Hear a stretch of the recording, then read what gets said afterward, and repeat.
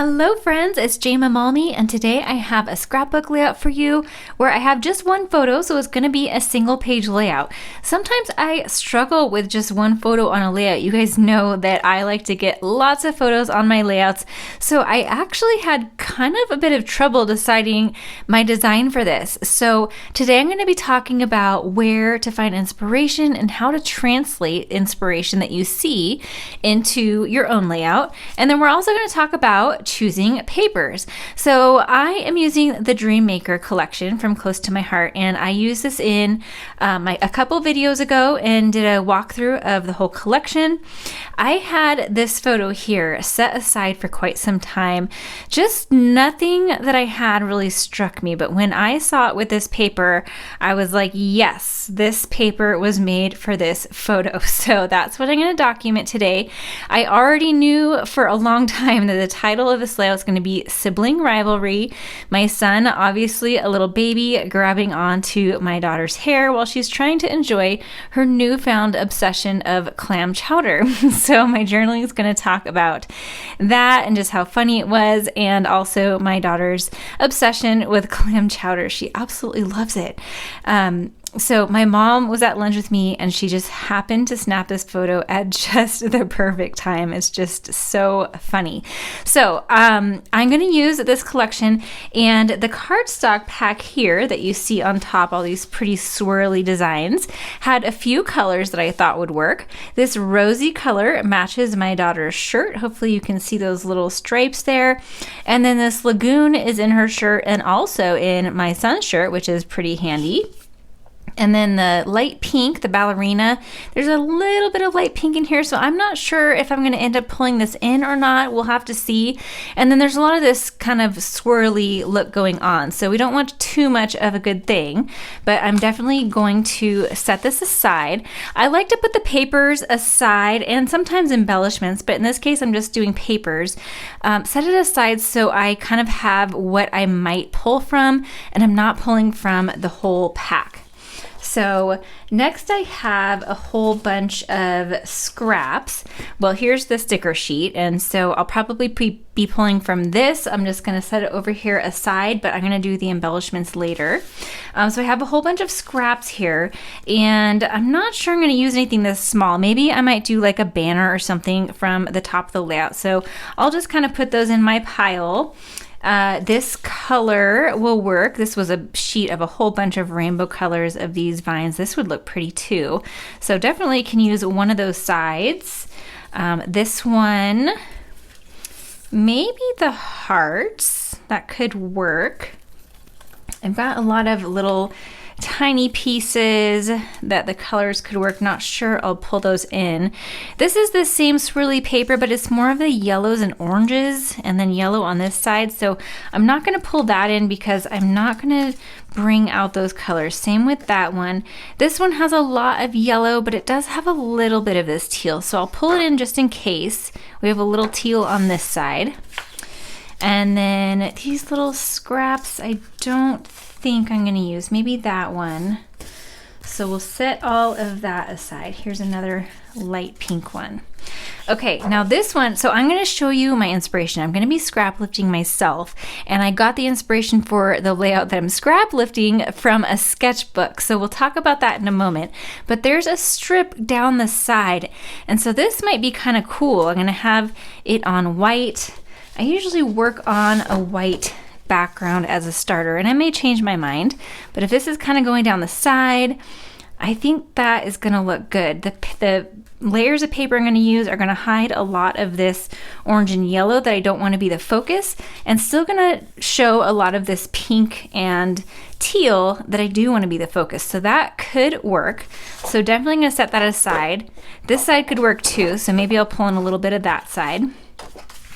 Here is this one again. So I'll set that aside because I already have a sheet. I don't have any purple or periwinkle in my layout, so probably won't use that or the yellow. This is kind of purpley and teal. I'm thinking this might work if I use just the teal portion. So I'm not sure, but I'll just put it in there just for fun. we've got this fun splatter background. We've already got a rainbow line look with this, so I think I am not going to do that, but the splatters could work. Actually, that could even be my background. So where is my stripe paper? If I pull my stripe in, is that going to be too much with the splatter background? It could be. I might stick with my white, but that is definitely an option.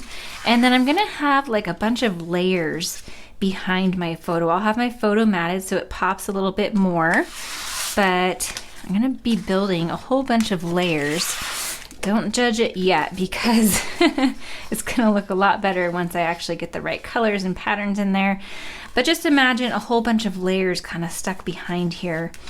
I actually think I might want this pattern to kind of break up the solid background. So see how there's a solid, more solid background here. There's no white.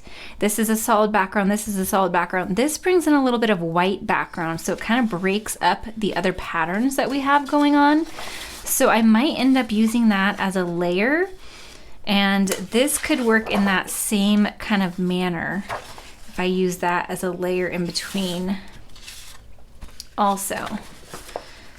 So we'll play around with that.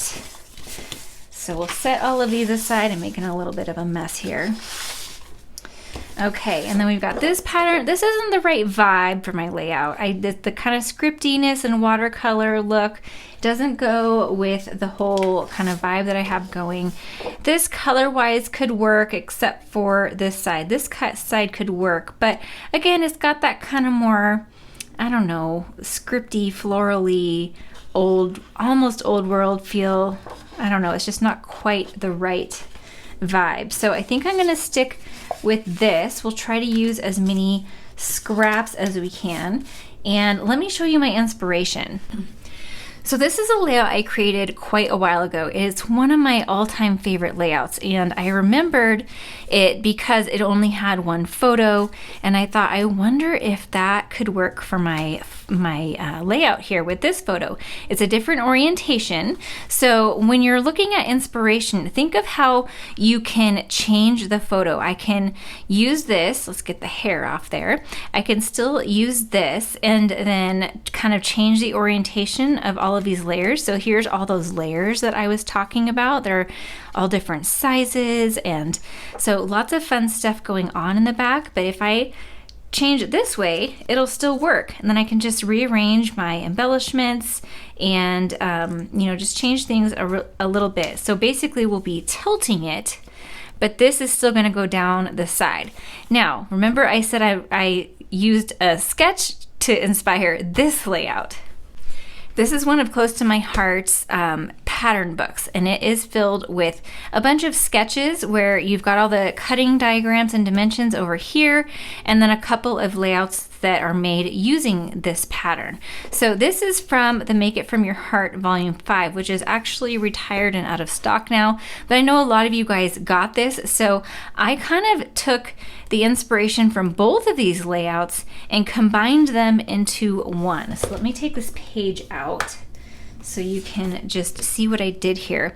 So the layering and the orientation of the photo is more like this side, but I wanted this piece here to be on this side. So I sort of took that from this page and, you know, just kind of altered it to work for my photo. So it's really a combination of both of those layouts there.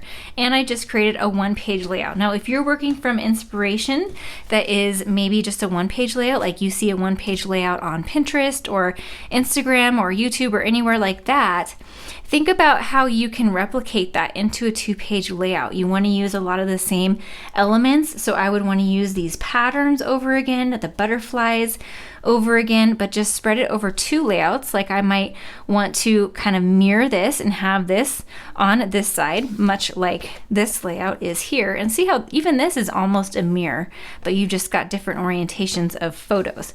So you could just kind of mirror it. And then with your embellishments, you would want to kind of keep those in your visual triangle. So I wouldn't have these elements here and then also repeat it over here, I would most likely kind of create a visual triangle across the two spreads. So hopefully that makes sense. All right, so now you see my inspiration, my decision making for papers. Let's go ahead and dive into this project. I'm bringing in one Versamat since this is a one-page layout, and that's going to help me line up my layers and make sure they're straight. And I've already played with some of the patterns off camera and decided which ones I want to cut. So I've got those layers here. I may alter the sizes just a little bit, and I'm definitely going to be playing around with the way they are all layered up on each other. I haven't totally figured that out yet, but I just cut them to the sizes that were in the sketchbook, and then I can always change them. So I'm realizing that that rosy marbled pattern is just a little bit much, so I just simply flipped it over, and it's a lighter shade of just the plain cardstock underneath.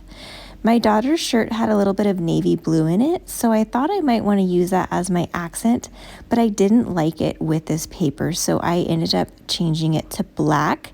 I've just got a thin black mat around my pages now. I already had it matted on white, and I often do the double matte because I think it really makes my photos pop.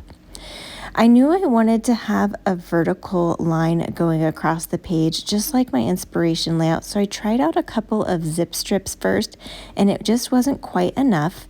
Then I realized I need a little bit of black, and so I found this black pattern in the It's a Little Things paper pack you saw me show.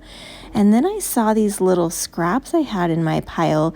This is from that kind of like galaxy looking paper that's multicolored, and I just had some of the rosy pieces cut, and so those worked perfectly to mimic a line going all the way across the page without having to have a whole 12-inch strip. And then I did like the look of those other zip strips. I just want to make sure that only the colors of the hearts that I want showing are showing. So I'm just trimming those accordingly, and I'm liking the way that all of those are layered up. That black and white zip strip is actually from the Hey Handsome collection. I had that out recently, so that was handy and it looked good with this layout. Now I'm ready to start playing with my embellishments. I'm liking how that's looking, except I think I want that splatter piece to be vertical instead of horizontal. With the horizontal photo, I was thinking I might want some of the pieces more horizontal, but I'm actually liking most of them kind of more vertical. So I do like that. Gonna get that situated just right. And then I have these Lagoon leaves already in my stash from a previous project. Actually, I use these leaves so often that whenever I cut them, I cut more than I need so that I can just have some ready in my stash. And I like to curl them with my thumb, just like you saw me doing. In fact, I do that with all of the die cuts that I'm using except for these black ones, because these black pieces are actually heavy paperboard that comes with the Dreammaker collection. And these stencils are also from the Dreammaker collection. They were a 12 by 12 stencil that I cut down to 6 by 6 sizes. And I'm gonna actually add a little bit of yellow. I didn't want to add yellow to my layout, I didn't think, but since there's a tiny bit showing in that paper, I thought it would be a nice accent and a good way to kind of brighten up the layout, just to add a little bit of light stenciling in the two corners on the white paper. And that way I've got a visual triangle with the yellow because it's in the top and bottom right corners, and then that little pop on the pattern paper over on the left side.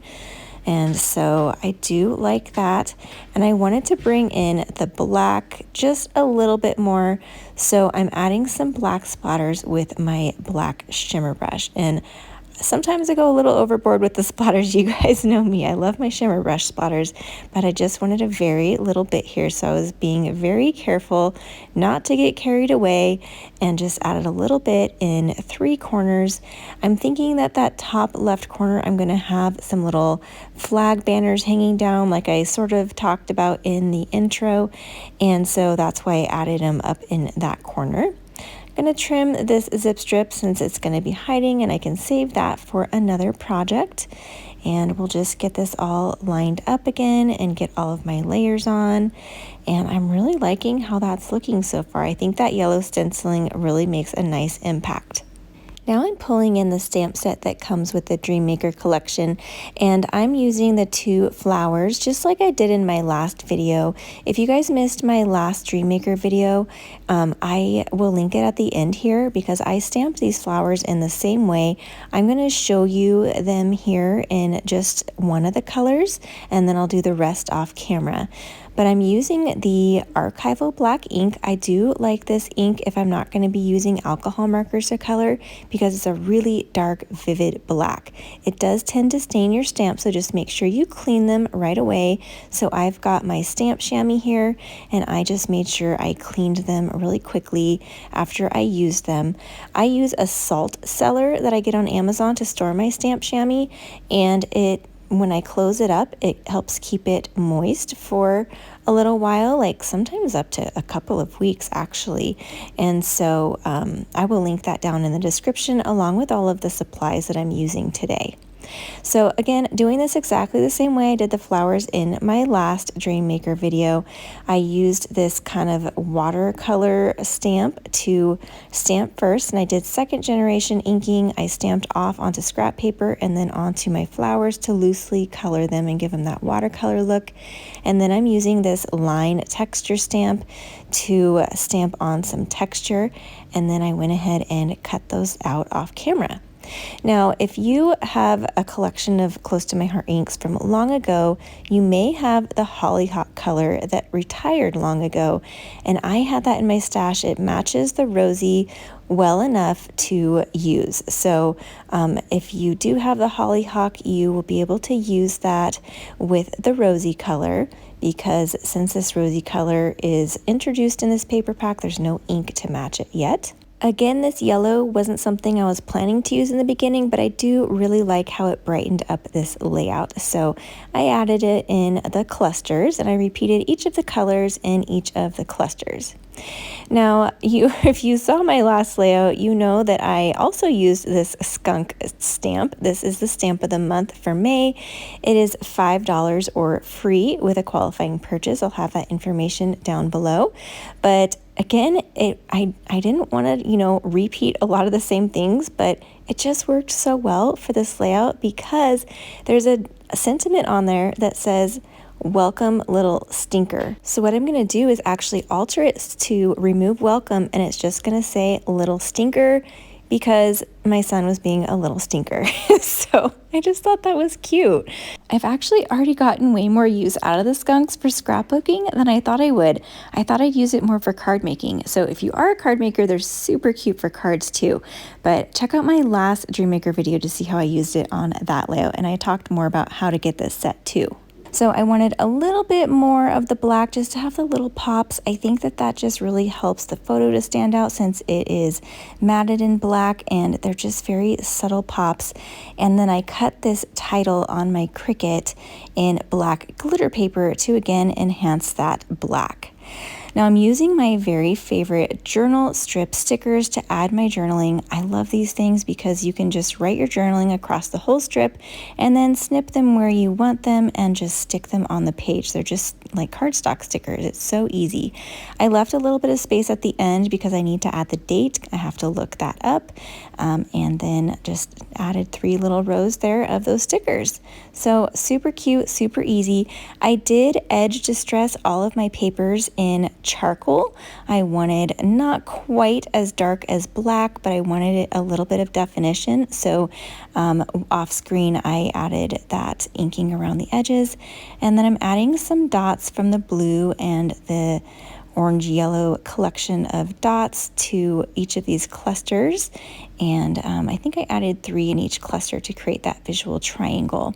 I forgot to note I also added those little doily pieces behind my clusters. I thought that helped them stand out a little bit more, and in that top left corner I added that same patterned paper on the doily to kind of bring that up there so we've got the visual triangle with that black kind of hashtag pattern as well.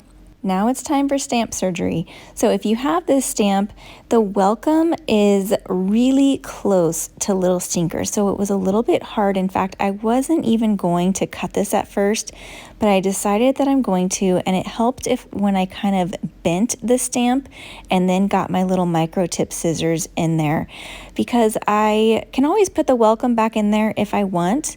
But I think that I would use the Little Stinker more, so it made sense to just cut it rather than mask it each time I want to use it.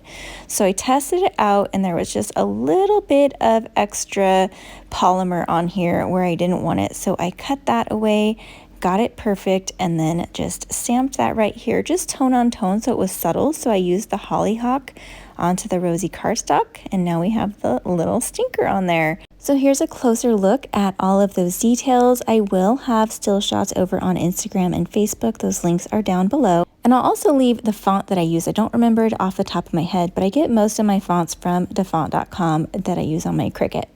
Here's a look side by side with the inspiration layout.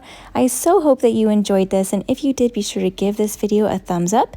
If you missed my last video with the Dream Maker, I have that linked right here. So go check that out now, and I'll see you over there. Thanks for watching. Bye.